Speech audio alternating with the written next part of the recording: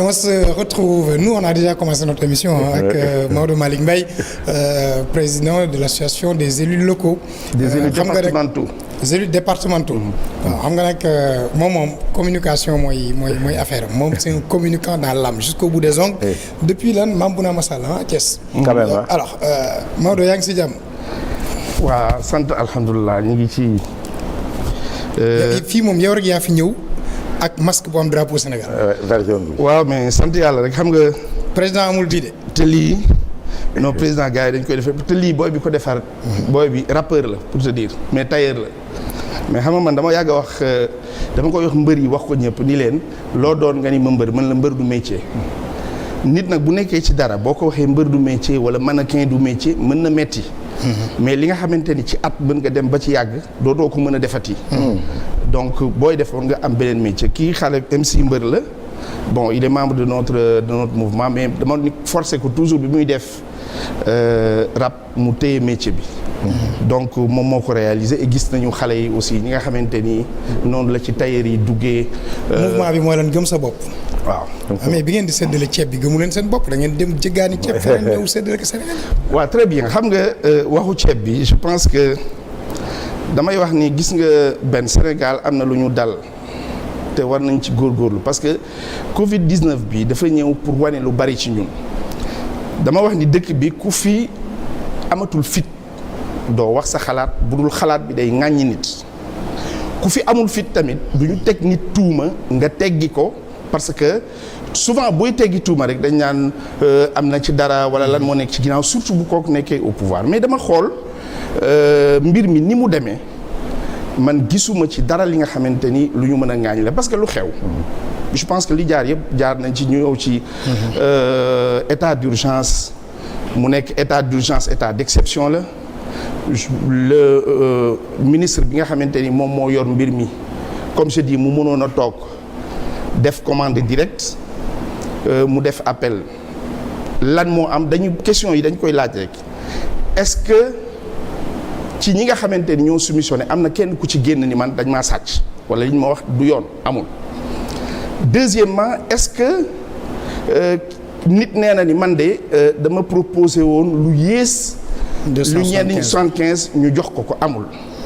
mënoon nañ ñi ki ñu ko jox toog na ñetti fan juróom fukki fan wala mi ngi wër am na ko ba pare mais mi ngi dem di raasaatu ceeb.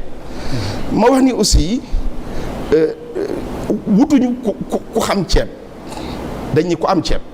xam nga tey boo xamee ceeb ba xam ko ba jeex bi mokkali ci ceeb te bi ñuy jënd ceeb amoo ceeb ay la yéwén mun ñoo jënd ci yow ceeb. donc je pense que foofu li ñu war a mën a wax mooy. man dama jàpp ni li ci am yëpp aw na yoon parce que posé wuñu benn question bi nga xamante ni question la bu ñu indiwul réponse donc je pense que li am ba des mooy li ci kanam naka lañ koy gérer. moom la Babacar di wax le fond la forme.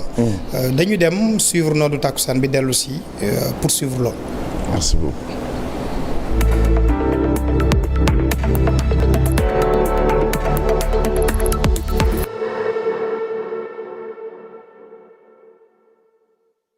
Allahu akbar Allahu akbar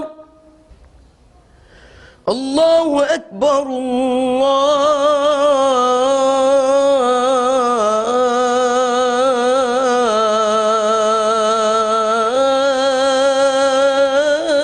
Allahu akbar ashhadu an la ilaha illa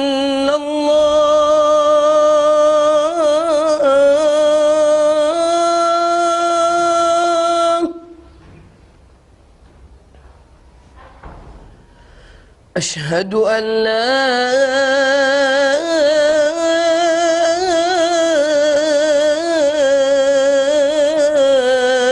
إله إلا الله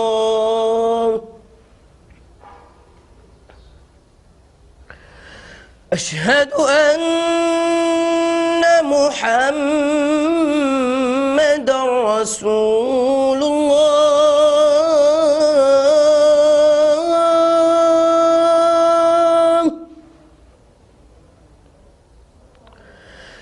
أشهد أن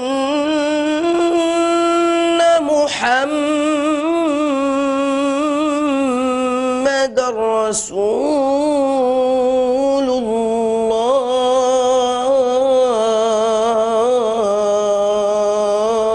الله حي على الصلاة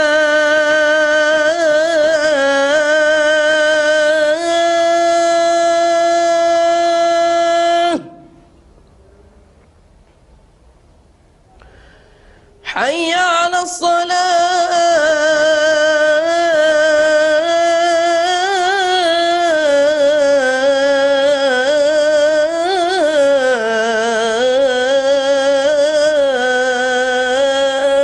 الصلاة حي على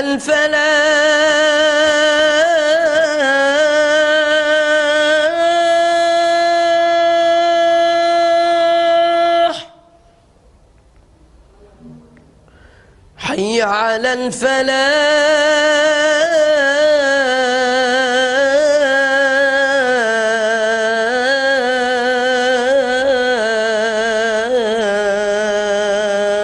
الفلاح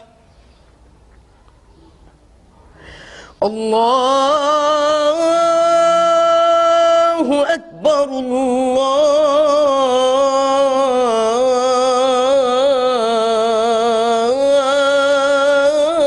الله أكبر لا إله إلا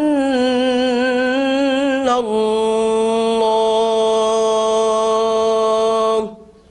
اللهم ألف بين قلوبنا واجمع كلمتنا ووحد صفنا وانصرنا على من عادانا اللهم أعنا ولا تعن علينا وانصرنا ولا تنصر علينا واهدنا ويسر الهدى إلينا اللهم من تكبر وتجبر علينا نجعلك اللهم في نحورهم ونعوذ بك من شرورهم حسبنا الله ونعم الوكيل وصل اللهم وسلم على سيدنا محمد وعلى آله وصحبه الطيبين الطاهرين.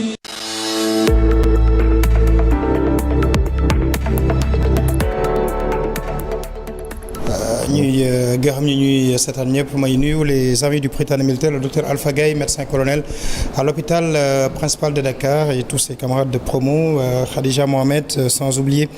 ki nga xam ni que ni moom mooy Touré Mohamed depuis Passy également ñu ñuy wan ni que ni ñu ngi ñuy suivre à l'instant je n'oublie pas El Hadj Diack depuis une clinique à Tunis donc des Sénégalais qui y vivent qui sont internés qui sont obligés d'y rester alors nodd bi lañ doon kii léegi ñaan gi gis naa Babacar naan amin mais daf may di fàttali parce que ñu ngi dalal Maodo Malick il n'est pas Maodo seulement de nom parce que itam diine ji farlu na si xam nga koo xam ni que ni ñu trahir le secret da nga jege woon Abdoul Aziz Sy Junior mu tette la lu yàgg-yàgg yu mel ni buy am toujours c'est bien ñu si di dellu si di ko firndeel avec un de ses amis aussi qui n'est plus de ce monde et qui était un homme bon et un homme bien je parle du docteur Issa Mbaye Samb bu may xool ki nga xam moom mooy le ministre de la santé muy nekk ci terrain bi damay xalaat Issa si ça l'avait trouvé ici moom en tant que ministre de la santé doon dem ci hôpitaux yi ñëw solu timidement mel na un Sénégalais lambda bu ñëwee xool ni ñu accueillir nit ñi mun leen ma c'est pas comme ça du lii la ñuy xaar ci yéen le personnel soignant da ngeen war def li da ngeen war def lii donc c'est des gens c'est bien parfois que ñuy leen di rappeler parce que itam ils ont marqué l'histoire de ce pays joué na rôle am Issa Mbaye Samb yàlla na ko yàlla yërëm Maodo Malick tout à l'heure bi ngay wax yaa ngi wax quand même ci ceeb bi mais dafa am benn acte boo xam ne président Macky Sall daf ko posé parce que bi muy def discours am dafa ne day mettre sur pied un comité de pilotage il a commencé ñu commencé liggéey bi séddale ba pare comité bi doog a ñëw te sax ci li ma dégg nekkul tul comité de pilotage maanaam dañuy superviser nekkatuñu donc au cœur du système géré mais dañuy superviser li nga xam ni ñoom Mansour Faye en tout cas ñi ngi ko dénk la ñuy def est-ce que loolu aussi nekkul gàkk-gàkk bu commencé woon teg comité bi doog a séddale peut-être coow yëpp mën na bañoon a ñàkk quoi. très bien merci damay rebondir tuuti rek ci li mu seede yi mu def ci Serigne Abdoul Aziz Al Amine yal na yàlla yokk leeram. amiin dama la doon wax ni que moom c'était un homme d'État. vraiment yàlla na ko yàlla fay lépp lu mu def ci lu baax. amiin ci àdduna Serigne Mbaye Sy Mansour yàlla na ko fi yàlla bàyyi fii Serigne Mountakha ak suñu xalif yëpp. nga wax aussi ci Issa Mbaye Samb mu nekkoon un homme de terrain. je pense que c'est quelqu'un qui nous a tous marqué. ci engagement am. c'est-à-dire fonction bi mu fàtte woon pour li nga wax nag nee na ko yàlla yërëm moom tamit ci li nga wax nag mooy président est-ce qu'il n'a pas mis la charrue avant les bœufs. la charrue avant les bœufs pour répondre de manière très simple. waaw mais dama leen di wax ni leen li ñu bëgg a def ci force Covid 19. joxe ceeb ak jënd ceeb ak joxe yóbbu ko c'est presque 1/100 parce que sur 1000 milliards dama jàpp ni liñ ci wax mu jëm foofu sax lu tuuti la te benn activité la rek ci loolu mais dama wax ni d'abord man président du ma di xëy na wax ak moom lu bari mais xam nga nit bu ngeen àndee da ngay jéem a xalaat actam bu koy posé dama ni pourquoi président ni gars yi nañ yóbbu dund bi parce que urgence la dafa yàkkamti ba pare soog a teg comité bi parce que comité bi déjà xam nga nee nañ la société civile na indi ñetti nit wala juróom-benni nit nee nañ la parti opposition na ñëw est-ce que imaginez-vous tey mu annoncé woon ko le temps que ku ci nekk di dem di làqar ci di waxtaan pour mën a indi sa ay nit pour ñu représenter pour comité bi commencé door yaakaar naa ni ci njort bu ma xalaat dama jàpp ni président bëgg mu gaaw moo tax mu teg ko fi nga xamante ni te comme je dis président tànnul c'est pas que on a choisi Mansour Faye moi je dis ñun ñëpp gis nañu la répartition des services de l'État dafa fekk ni moo tombé ci moom waaw mbir mi mënoon na nekk un problème purement de transport rek kon aujourd'hui ministère du transport lañ koy gérer mais li nga xamante ni daf ko yor xëy na moo tax mu tombé ci ma jàpp ni nag booy fóotal ku rafle wala ngay toggal ku xiif da nga war a gaaw man actuellement sama préoccupation mooy nan la ñu mën a fexe nu mu gën a gaawee ba dund bi yegg mais yemuñu foofu gis nga lu ñu mën a def également ci pression ñaar la urgence mooy séddale bi aw yoon te dama ni séddale bi aw yoon nag ce n'est plus l'affaire du ministère de l'équité territoriale parce que boo ko jëlee jox nga ko le préfet les gouverneurs ak ñu jàllale ko mais dafa am leneen lu am mooy bu ñu fàtte ni amuñu problème mu ceeb amuñu problème mu diwlin amuñu problème mu Covid 19 la ñu am mu am jàngoro ju ñëw taxaw ma jàpp ni jàngoro jooju bu doonte ni nit la maanaam gan gu ñu gane leen ni du ma fi génn tant que joxu leen ma 2000 milliards dañ koy jox 20 000 milliards di ko demal ñibbi donc il ne faut pas que le discours autour ça c'est vraiment citoyen. essentiel bi daal mooy. nu ñu mën a xeexee feebar bi mais pas nan la ñu mën a xeexee. évaluer suñu communication fan la toll. foofu dañu fay ñëw. mais je veux dire xam nga coow li ko indi. quelque part parce que am na ñoo xam ne argument boobu la ñuy utiliser le fait que Mansour Faye nekk également beau frère président Macky Sall parce que magu première dame la. waaw coow loolu daal di amoon si Aliou Sall avant Aliou Sall mu amoon si Karim Wade les gens ont posé ce débat. parce que dañu yaakaar ne bu nekkoon keneen peut-être yooyu loolu noo ko gisee ba pare nag Mansour tamit yore ministère méga ministère comme ni ñuy waxee woon Karim Wade du ciel de la terre et de l'eau. waaw xam nga man dama wax ni. xaw ma ndax oo ci la xam nga léegi VAR léegi la xew. mais man dama mus ci toujours bu ma daan wax damay fonctionner en VAR. parce que en 2010 11 2009 bi débat sur Karim Wade jógee dama ni. le patronyme rek Wade laa sant rek warul tax ñu xañ ko cëram président de la république dañ ko fal ni ko dénkaaneel dénkaane ka nga wóolu mais ñaar la ñu war a seet ndax am na compétence bi kooku président parce que pour être ministre il y a que des C il faut avoir 3 C ou 4 C d'abord la compétence la confiance les circonstances et yooyu yëpp boo ko amee nag tu vas siéger dans un autre C muy le C du conseil des ministres moo wax ni président de la république mënuñu koo tënk ci ñi fi jaar yëpp nag man dama ko yàgg a wax toujours booy dénkaane yow dénkal ku la neex bu la neexee sax nga dénk ku la gën a jege nga dénk ko mais xam lan la ñuy wax bis bu ñu demee bay rendre compte fexeel yow ba ki nga ko dénkoon buy rendre compte nga bañ ko protéger. ma wax ni nag ñun il faut ñu rappeler wu aussi que lan mooy tax nit falu nit buy falu day politique bu dee Babacar yow da nga bëgg jël lu mel ni réew nga ni candidat la wala nga jóg jël yoon bi olof day wax ni nit lu mu dugg bu ci ay mbokkam maandoo ñu ngi koy néewal doole ndax ki am xel danaan mais kii li mu yëkkati bu doon dëgg ay mbokkam ànd ak moom yow est-ce que tey nit mën na ànd ak yow parce que sa mbokk la def ci lu mu mën rayante ci lu mu mën musu la yàqal dara nga ñëw falu nga ni non vraiment nag duma ko fal parce que ñoo bokk c'est injuste war nga ko fal boo ko falee parce que li gënoon a bon tey ñu ne bon écoute Mansour Faye fal nañ ko parce que tout simplement truc la mais li ma xam mooy man APR man histoire politique gu Macky Sall 15 dernières années lu fi xew xam naa ko maa ngi toog depuis 15 ans je suis témoin xam naa bu dul woon Mansour s'il n'était pas le beau-frère du président bu ñu Macky Sall formé woon premier gouvernement def ko premier ministre par mérite politique ñun ñëpp kenn du ci wax donc je pense que débat bi xam nga tey ñun dañu war a seet ci li ñu mën dara le président qui choisit amoo pression ci moom li ñu war a seet mooy ndax mën na ko ndax mi ngi koy doxal mais bu paree de la manière la plus forte et la plus intransigeante ñu taxaw laaj ay compte te dama gëm ni lii muy force Covid 2019 bii du avant pendant après jusqu'au centime près lu ñu ci def bu ñu paree président dina ko saytu te dinañu xam lan moo ci am maintenant comme li ma wax la rek dëkk bi nag dafa metti léegi parce que il y a le terrorisme des réseaux sociaux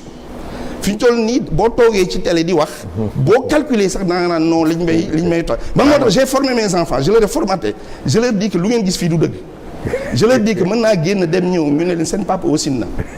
pour te dire parce que dans ce pays là neexatul nit taxaw ñu tuumaal nit nga ni defu ko parce que yaa ngi calculer mais nag li nga xalaat te di ko wax ko te ñun président Macky Sall dañu ànd ak moom ci dëgg mais ma terminer foofu ñu ànd ak moom ci ñaar mu may ñu sàmm suñu liberté ak suñu dignité mooy li nga xalaat nga mën ko wax dans la liberté mais surtout nag dans la solidarité j'appelle non les gars de la mouvance présidentielle globalement tey ëllëg ginnaaw ëllëg ak lu mënti am ñuy solidaire ndax ay nit bu ñu leen di bëmëx du ñu bëmëxante seen biir. J'ai l'impression que des na solidarité boobu avant que benn parce que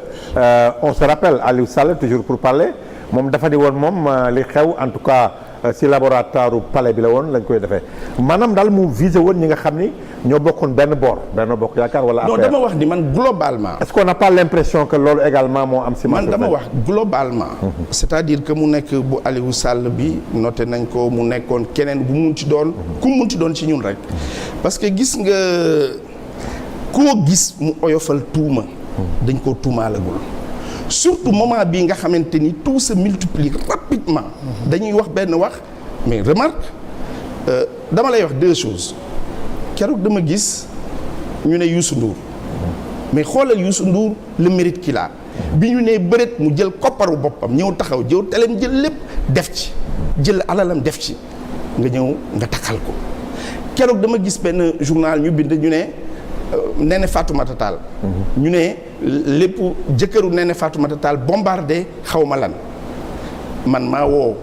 journaliste bi ma gis ni que ku honnête la ku crédible la mais dañ lay actuellement nii mën nañ la dugal ci li nga xamante ni da nga koy bind te du dëgg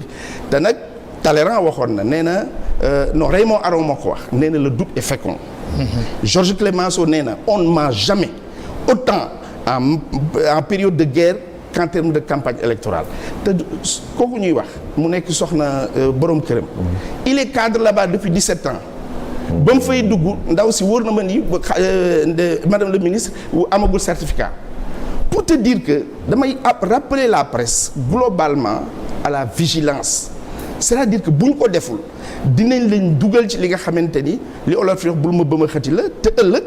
noonu lay demee rumeur bi am nga am fi procès dem ki la ko jox ni la man waxuma la woon dara parce que ki lay jox suuf si du ko bind donc je pense que globalement c'est la situation qui appelle à la vigilance. est-ce que parce que Babacar mi ngi koy junj léegi est-ce que finalement li ngeen am c'est pas un problème de communication. te bu ngeen amee problème de communication dina jaaxal ñu bare mun leen am Alioune Fall Abdou Latif Coulibaly El Hadj Kassé Daouda Guissé Ousmane Thiongane Abou Abel. J'ai l'impression que ñi fa nekk ñëpp def nañu la presse def nañu les médias def nañu les diplômes qu'il faut am nañu expertise ak expérience bi ba pare tey seen communication bëgg. Babacar xam nga xam nga ñun lan la ñu am xam nga man maa ngi nii di ñàkk te xam nga li may wax xam naa ko maa ngi nii di ñàkk c'est pas petit imagine toi keroog maa suug ñàkk gars yi ni ko li nga doon wax xamoo ko moo tax keroog ñàkk mais c'est compliqué dans ce pays là léegi amatoo droit ñàkk. mais c'est que même li nga wax nii sax c'est de la com. non moom laa lay wax moom laa c'est-à-dire léegi délit de ñàkk moo am quoi léegi da ngay dem ci plateau bon mu xaw a tàng nga ñàkk yooyu noonu li mu doon wax xamu ko parce que dafa ñàkk mais yow déglu li waa ji wax pour en revenir ci li nga wax ñun notre régime fondamentalement on a deux problèmes on a un problème de coordination on a un problème de générosité ñun li ñu waroon a générer yëpp ki ñu jiite daf ko jël générer ko muy Macky Sall c'est un homme fondamentalement généreux mais ñun bu ñu générer woon di yaatalante di am ay cadres yu ñuy waxtaane di nas di nocc di ko indi mu leer la di benn affaire am na nga ni non man par exemple parce que li ma leen di wax la nee naa leen dafa am benn formation bu ma doon defal benn fondation man ak Mame Less Camara ci wàllu communication c'était en 2011 ma ni leen ay nañ ñu jàngal communication loolu du wax kenn mënul tamit ba wax ni man mën naa communiquer parce que xam nga Roger Mila li mu doon wax kii boobu Ikita fàtte naa golu colombien ba li mu gënoon a mën moo koy fàtte donc en principe kenn mënul kenn tëlewul am nañu am nag ay prédisposition mais lépp dañ ko war a teg ci générosité parce que formation boobu dama doon xale yi ni leen munoo dem ci émission ñu ni la émission bi wolof la nga départ ni sama wolof leerul mais jógal dem parce que fii wolof la ñuy wax munoo dem ci fi nga xamante ne pulaar la ñuy wax nga bëgg a wax ay tubaab donc mais je pense que ñun lépp li ñu soxla gis nga majorité présidentielle li ñu soxla yépp mi ngi fi mais est-ce que acte yi Macky Sall posé également moo tax communication bi doy waar parce que tamit bu fekkee def nga lu leer loo xam ni neex na wax du am problème mais bu fekkee tamit toujours yaa ngi xëcc loo xam ni peut-être demeewul noonu. oui mais dama lay wax xam nga foofu. on ne communique pas sur du faux. non attends il faut peut-être président bu ñu justé ak moom rek xam ni. parce que ñëpp mën nañu bokk. xam nga moom ban problème la am. daf koy def ba pare mu baax. xam nga fii rek laa gis fi nga xamante ni wax ko moo gën a jafe def ko yi gën a compliqué. daf koy def réussir ko. ñu teg léegi ñu am problème wax. parce que xam nga wax day am ñi nga xamante ne dañuy ñëw wax ñu ni la li nga wax dëgg la mais du fii nga ko war a waxe nga ñëwaat wax ñu ni la wax li nga wax day dëgg la mais du yow yaa ko war a wax nga ñëw waxaat ñu ni la wax dëgg la mais yow kenn laaju la ko donc moi je pense que amul kenn ku am ni expert la en com ba war nga mën a wax leen mais dama wax ni ñooñu nga wax yëpp ñooñu ñëpp ñi nga xamante ni ñëpp ñi ngi ci ay kàngam lañu bu ñu amee benn cadre informel même de waxtaan de générosité mais et puis ñu wóolu ki ñu ko seqal parce que dama ni Macky Sall nañ def ndànk Macky Sall du joxe day jàllale yàlla rek kay joxe yàlla li mu namm ci Babacar Dione tey bu fekkente ni yàlla dafa décidé woon ni xam nga actuellement nii amoo benn connexion politique ak Macky Sall mais si bu fekkente ni nga war a nekk ministre dafa nekk ci loxoom yow da nga koy nekk te ci loxoom lay jaar xëy na nit dina sonn ba bay bëgg a dee du ci am donc ñun dañu war a généreux après ñu yaatal mais comme pour en revenir ci li nga xamante ni moo ñu ñor une fois encore may ñaan ñëpp man dama wax ni en principe man dama rafet njort ci toute la presse wax ni que dañu am de bonne foi mais nañu def ndànk ci manipulation nañu xam ni la rumeur et le cancer de la vérité parce que bu xisee ba génn bala ngay dabu day ëpp fekk gor si la rey nga ko ba mu dee léegi ci feebar bi buñ ci duggee léegi bu ñu ñëwee ci feebar bi nag communication bi ngay wax ñu dugg si parce que quand même depuis le début je crois que début mars la woon ci la ñu commencé am premier cas ba léegi on a l'impression moi j'ai l'impression benn moment communication bi dafa xaw a saturé on n'a pas senti gis nga même Sénégalais yi on a l'impression que ñu ngi wax masque bi ñëw na peut-être lu bees la moo tax ñu porté doo ko mais est-ce que amoo impression boobu Malick foofu en tant que quand même communicant xam nga que communication bi dafa saturé war nañoo changer paradigme pour sénégalais yi gën a accrocher. waaw d'abord foofu damay féliciter bu baax encourager le ministre de la santé et toutes ses équipes de communication de veille d'alerte le personnel médical vraiment seen taxawaay am na solo et gis nañu ni que téye nañu mbir mi mais li nga wax ci communication bi bu ñu koy xool communication de crise li ma ci xam tuuti mooy bu ñu déparé on priorise la communication expertale mooy la communication des experts. dañ ñaan fukki fan juróomi fan ñaar fukki fan na experts yi rek di wax te déglu leen li leen experts yi di wax bu dee crise financière banquiers yi la ñuy jox financiers yi les planificateurs ñu wax bu dee leneen bu ñu demee ba mu weesu foofu nag dañuy xool beneen dimension boobu ñu am tey mooy ñun amatuñu problème mu maladie. on a un problème de comportement parce que tey Babacar bu fekkonte ni dañuy wax ni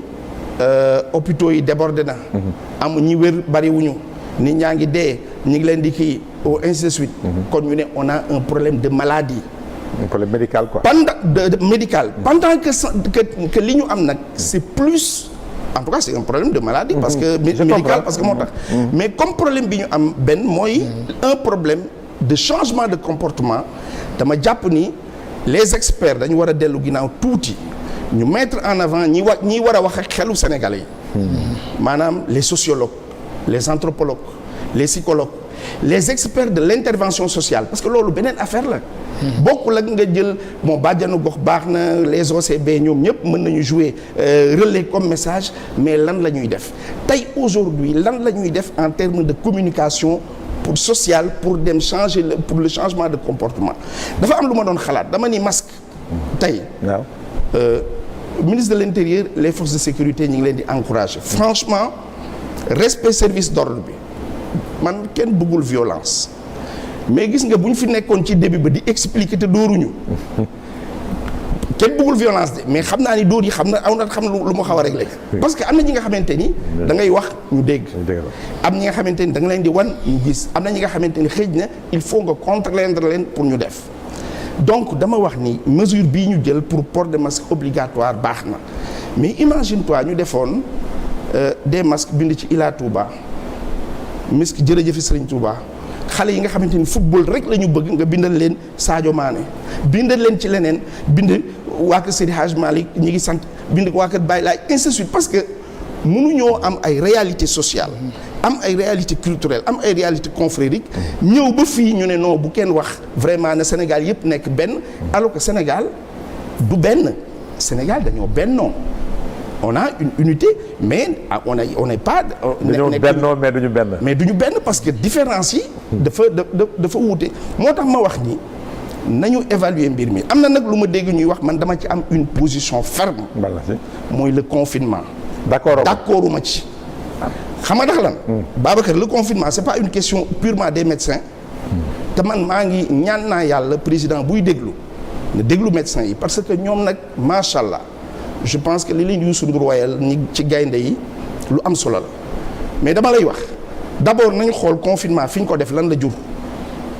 nañu xool confinement tëj xam nga confinement muy déjà on a un demi confinement. mais nañu avancer seet évaluer loolu seet problème bi fan la seet les cas communautaires yi ñu wax mais lan mooy problème bi il y a une mesure. sanitaire Sénégalais yi tooguñu rek ñu ngi jaxasoo. non dama ni Sénégalais yi tooguñu. ñu ngi jaxasoo ba léegi. waaw mais dama lay wax Sénégalais yi tooguñu. est-ce que parce que aussi parce que yaa ngi doon wax léegi communication sociale bi. est-ce que parce que amul ay leviers yoo xam ni. dañ leen teg de côté. comme les imams. les hommes d'église. parce que ñooñu bi ngay wax léegi Serigne Touba kër Hadj Malick xëy na tey bu ñu gisoon benn imam taxaw di jiite sol masque.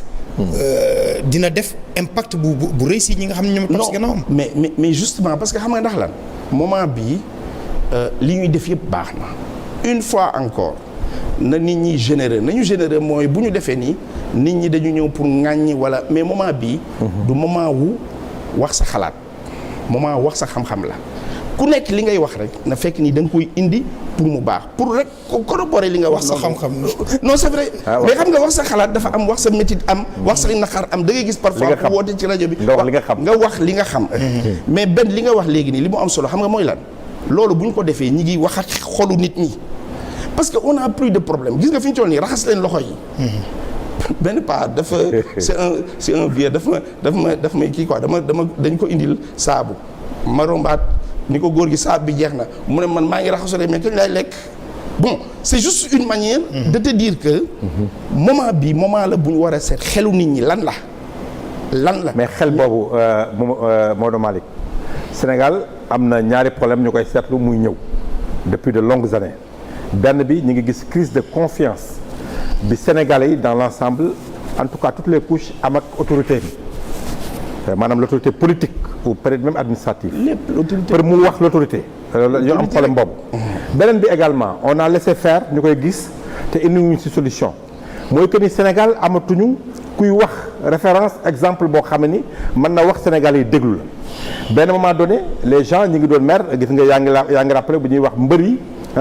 xale yi dañoo bëgg a nekk mbër wala fecckat wala leneen mais pendant ce temps-là defuñu dara pour que maanaam Sénégal yi en tout cas la jeune génération di am repère boo xam ni bu ñu waxee ñu dégg leen au moment où on est en crise mais on a même un problème d'avoir une voix qui porte Sénégal foofu lañ toll d'avoir une voix qui porte bu fekkee autorité bi xam nga benn moment on en a parlé ñu ne manqué nañu dabaax après mais amuñu et ça le problème du Sénégal amuñu ku mën a wax pour Sénégal yi déglu la mais xam nga Babacar loolu mi ngi commencé ci fan d'abord ci cellule familiale bi moi je pense quand même sans le dire sans le vraiment heurter nit ñi mooy suñu cellule de base muy famille bi moo am na famille yi nga xamante ni tey mais couvre-feu moo tax nit ñi di nekk donc je pense que dañu war a gën a jege famille bi te loolu kenn mënu ma gëmloo ni mbiru am la parce que man damay wax man dañu juddu ci kër gi nga xamante ni dañ daan gobar jaas yi mooy nga togg añ bi ci reer donc c'est pas un problème dara dooyu fa woon mais au moins mi ngi noonu après boo génnee kër gi rek kër gu nekk amoon na benn mag nga xamante ni bu dajee keneen ki sa doom def dara mën na ko lijjanti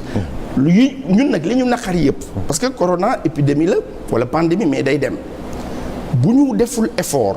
régler ci suñu problème yooyu redorer suñu blason dinañu am sérieux problème mais tout est parti de la cellule familiale beneen élément bi mooy comme li ma wax la nit boo koy ŋàññi ku munti doon wala nga koy waxal fexeel boo waxal ko lu am parce que xam nga Babacar nit parfois am na ñu fi nawoon naw leen trop nga toog ba ci yàgg ñu takkal leen def na ñoom defu la wóoru la mais ñu takkal leen li nga xamante ni après yow tu as des difficultés pour gëmati leen maintenant nag il y a que aussi nit bu fekkente ni dañ la parce que yàlla rek kay suturaal jaam koo naw ba topp ko am na lu nga xamante ni xëy na yàlla bu ko lu ko génneeloon ci moom wan la ko rek nga xeeb ko mais dama wax ni tant que nit ñi ngi def effort di am fu ñu jëm je pense que nan leen ci jàpp ñu xool ki nekk en ligne allo asalaamaaleykum sëñ bi noo tudd foo ñu woowee man la Diouf Mokhtar yow la dégguñu tur bi yow la Diouf Mokhtar Diop Mokhtar waaw ça va nag ça va sant yàlla alhamdulilah soo bee maa ngi jégalu de c'est la première fois may woon ay émission télé rajo en fait li tax ma dégg moo dégg rek consultant boobu waaw allo waaw ñu ngi lay déglu un consultant monsieur Dione dinaa koy suivre tout le temps mais dafa wax léegi nii Sénégal am problème référence mais en réalité c'est les journalistes ñoo nekk di déconstruire les références dans ce pays c'est possible et loolu rek laa bëggoon rek apporter comme contribution c'est-à-dire les références existent mais quand les journalistes dans ce pays maintenant c'est les rumeurs qu'ils prennent comme preuve comme matière à réflexion ça pose problème nous sommes dans un pays où il y a des intellectuels des intelligents des gens qui ont quand même beaucoup d'expérience mais à entendre les journalistes ces derniers temps parler, ils sont en train de construire ce pays, les références, la société, les valeurs. C'est-à-dire ils veulent mettre en place un système, un nouveau système. C'est-à-dire la rumeur étant la vérité. Et c'est ça qui est dangereux. loolu rek laa bëggoon intervenir ngeen baal ma. Merci. C'est la première fois nag quoi voilà. Merci beaucoup à vous, monsieur Mokhtar Diop.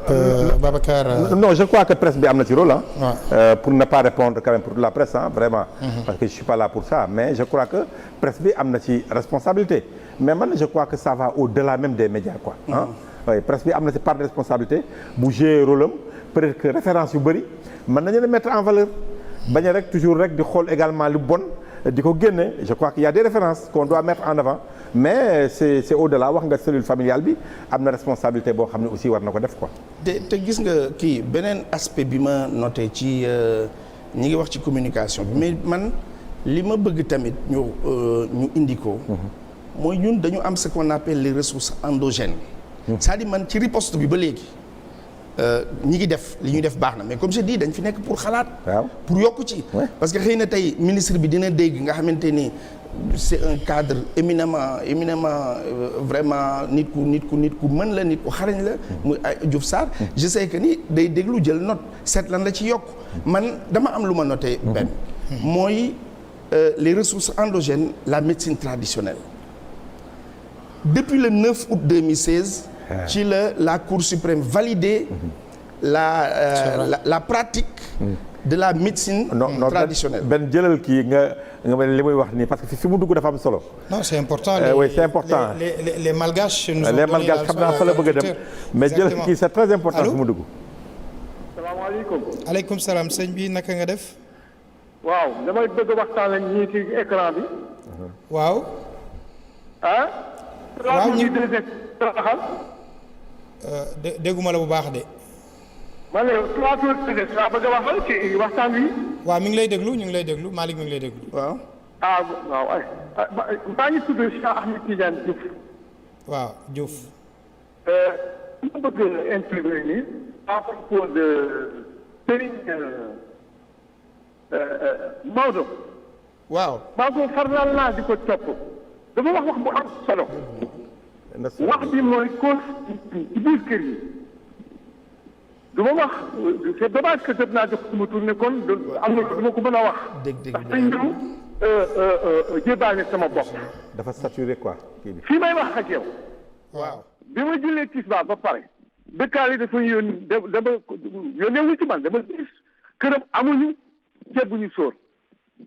ma téléphoné boutique ba may lebee man je suis à la retraite. société ba ma doon liggéey dañ ko tëj le 30 novembre 1998.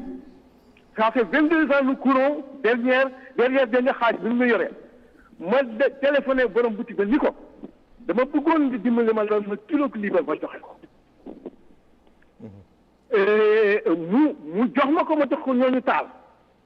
waaw léegi bu fekkee yow mi nekk ci kër gi sa dépense matewul dund ba nga yoroon jeex na say njaboot la ñu am dimbalee ko jeex na alors yow mi nekk ca biti nag nekk à l'aise mais xam nga loolu mënuloo ko yëg bi ci gën a gaaw nag quartier ba nga dëkk dañ ko considéré ci quartier yi nga xam ne quartier touriste la lépp fa am fekk apparence la ci bi ci gën a école nii ma dina digal nag bu fekkee ne président man nga wax ak mbaa nga bind ko lettre nekkoon na mooy. waaw sëñ bi Diouf xam naa ni am na loo ci mën nga ko. waaw parce que dafa julli tisbaar ba pare. dëkkaale bi ñëw ni ko amul ceeb bu mu sóor mais daf ko yónnee si keneen donc il a été obligé moom mu dem ci yónnee ci boutique bi pour mu lebal ko 1,5 kilo pour envoyer. donc et puis muy rafetlu aussi argumentaire bi nga teg par rapport ak la solidarité. yaakaar naa ni que ni si loolu doon dellu si nit koo xam ni dafa xiif. dafa mar. nga ñëw di ko wax ay procédure moom loolu mënu ko intéressé. li mu soxla mooy jot li ñu séddale. mais communication fi nga nekkoon noonu c'est vrai c'est important parce que léegi ci cas communautaire lañu nekk. on a l'impression que on n'arrive pas à trouver une solution. en tout cas communicationnelle pour wax ak Sénégalais yi. yow est-ce que am nga ci xalaat. par rapport ak lu ñu mën a waxee parce que cas communautaire yi nit ñaa ngi toog masque yi c'est vrai c'est important c'est automatique mais est-ce que am na neneen lu ñu war a waxee léegi. waaw non dama doon wax bala may dellu si ci médecine traditionnelle. waaw médecine traditionnelle c'est vrai c'est vrai. man d'abord je pense que heure bi ñuy joxe bulletin bi. man damay proposer ñu def ko après le journal de 20 heures. dina fekk ñëpp toog dina fekk nit ñi nekk ci kër gi dina fekk nit ñi dal d'autant plus que ñi ngi dugg ci koor gi les gens vont écouter mais boo ko defee à partir de 10 heures ça peut poser un problème parce que boo fekk ne nit ñaa ngi daw dañuy dégg après dañ koy lire je pense que comme ñi ngi def lu baax dañ ciy dolli loolu parce que comme je dis rek ci réflexion rek la ñu nekk pour mu gën a baax te chaque fois bu paree ñu wut un message fort mu jàll mais am na li nga xamante ni télé bi rek mënu ko régler à la base il faudra que li ma la wax la les anthropologues les sociologues parce que xel yi la ñu war a waxal xam nga bu doon te ni dafa nekk un problème purement médical dañ koy régler comme on avait réglé Ebola et lii dafa wane ni tey suñu système de santé ak suñu agent de santé est-ce qu'on n'a pas l'impression que communication institutionnelle bi rek le gars est privilégié par rapport à d'autres formes de communication. Oui, tu me diras, mais d'autre part aussi, je sais que le ministère de la Santé mi ngi utiliser les artistes ñi ngi def ay mais de manière voilà ku nekk yaa ngi ci jàpp. Voilà. mais c'est pas coordonné en fait. C'est pas coordonné. On n'a mais pas comme li ma gëm daal man. mooy je sais que ni nii ñu ko bëgg nii ñu ko doxalee nii mi ngi jur résultat te nag bu ñu wax ni aussi que. Sénégalais yi vraiment du ñu déglu couvre-feu bi je donne un exemple les gens parlent de couvre-feu respecté wuñ ko vraiment mais Dakar 19 communes la admet donc 19 communes yi bu ci nekk am 20 quartiers ça fait presque 400 quartiers sur 400 quartiers Médina rek la ñu mus a wax ni am na faille et je pense que résoudre nañ ko xaar yàlla itam waaw bon quelques quartiers la donc Sénégalais yi ñi ngi def effort pour conformer wu xam nga man li may éviter mooy ñu gëmloo ñiy décider nii Sénégalais yi dañu dëgër bopp dañu war a toog seen kër. ñu indi méthode forte. maanaam ni nañ confiner bu kenn génn sa kër léegi nag nga gis nit ku génn këram par force. parce que après léegi mu indi la un problème politique bi nga xamante ni man nag je suis politique man damay politique Macky Sall la àndal man lépp lu may xalaat dama koy xalaat. intérêt askan bi. mais damay seetaale également lan moo ko ci mën a génnewaale moom. Une question qui nous vient des États-Unis am na la part de Wally Seck est-ce qu'on n'avait pas trop de porte-parole finalement est-ce que loolu moom mooy. non je pense pas pour ceux qui délivrent le message je pense que le ministre a fait preuve d'une grande générosité. Non, je veux parler de la mouvance présidentielle. Ah non. Seydou Gueye, Abdoul Aziz. C'est-à-dire il y a le porte-parole du président de la présidence de la République qui s'appelle Abdou Latif Coulibaly, mon professeur à qui je rends un hommage d'ailleurs. Ak porte-parole du gouvernement Ndeye Tické Ndiaye. Mais ñaar yooyu il a fi gis comme des porte-parole institutionnels. Seydou Gueye moom lan la. Seydou Gueye je pense que il est ministre chargé de la communication. Je pense que sur de la présidence. waaw de la présidence. Mais je veux dire bu dee porte-parole. ki ma xam ni mooy porte-parole mooy Abdou Latif Coulibaly. asalaamaaleykum. aleykum salaam wa rahmatullah sëñ bi na nga def. ça va ñu ngi lay gërëm tur bi naka la foo ñu woowee. waaw maa ngi tudd Mouhamed Samb dëkk Thiès waaye maa ngi lay woowee depuis Tamba. waaw bu ñu la mënee gën a dégg tuuti. waaw man maa ngi tudd Mouhamed Samb dëkk Thiès. waaw mais maa ngi lay woowee depuis Tamba. d'accord. waaw di am contenté ci propos yi nga xam ni moom lañ fa dégg Maodo Malick Mbaye wax ko ci plateau bi. xam nga il l'a bien dit Macky Sall est un homme extra généreux. mais lui aussi est un homme extra généreux de par ses conseils. parce que nit la koo xam ni du ànd ak nit di ko jey. moo tax li mu wax ni le problème du gouvernement peut-être problème de générosité la. hier dama doon déglu ci benn rajo de la place un gars boo xam ni du mouvement présidentiel pour wax le problème de générosité bi ñu am muy jéem a ŋàññ li nga xam ni tey jii nii moom la ñu def noonu maanaam ni ko mbiri gars yi doxale pour wax la ni amuñu problème communication mais problème générosité bi nga xam ni moom la Maodo Malick Mbaye évoqué ci plateau bi loolu kese la te man xam naa ni Macky Sall nekk na nit koo xam ni nit ku libre la te xam naa ni kenn du ko dugal ci yenn yi donc daal may wax ni rek nañ ko gën a déglu moom Maodo Malick Mbaye mi nañ ko gën a déglu buñ ko dee déglu bari na ci ay problèmes yoo xam ne macha allah dina jeex ci biir gouvernement bi incha allah. merci beaucoup jërëjëf ñu nuyu waa Tambacounda yi ñuy suivre. mais yaakaar ne Thiès la wootee. non il est de Thiès. mais Tamba la ñuy woowee. très bien mais am na doon naa bëgg. non médecine traditionnelle xam nga médecine traditionnelle bi depuis le 9 août 2016 ci la Cour suprême validé la pratique organisée ko de la médecine traditionnelle mais ñun mënuñu man xam naa pas yi nga xamante ni ba daaw la ñu génn àdduna mosuñoo dem hôpital cela veut dire que on a une réalité qui s'appelle li ñu naan fajum olof maintenant aussi buñ ko ni ñàkk organisé bi taxaw na mu lor ñu bari parce que xam nga bu ma la joxee benn pëndëx xaw ma molécules yi xaw ma nu mu demee jox la ko ni la dell ba ñetti kuddu ak ñetti kuddu reer mu indi la fekk nga am problème de tension donc ñu légaliser ko mu am une direction qui s'appelle une division qui s'appelle division de la médecine privée de la médecine du travail et de la médecine traditionnelle mais dama jàpp ni li olof di wax naan gëléem bu tëwee naar jommali pël ñun nii ñuy doxale nii noonu la tubaab yi doxale tubaab yi moom ñun nii ñuy def nii la ñuy def mooy confinement port de masque ak yooyu loolu lañ def mu ci ñoom léegi par jour xam nga ñun dañuy déglu par jour ñaata cas communautaire la ñu am ñoom par jour dañuy déglu ñaata mort la ñuy am kon xam nga pratique yi mën na dem mais mënut a régler problème bi quoi qu'on dise donc nañ ko téye waxuma ñu bàyyi de nii ñuy def nii baax na nañu serrer les mesures nañu serrer mesure demalante yi dikkalante yi mais fi ñu war a jóge mooy nañu ci jël suñu médecine traditionnelle boole kook suñu scientifique yi mais ñu xam boo boolee ngeer ak xawma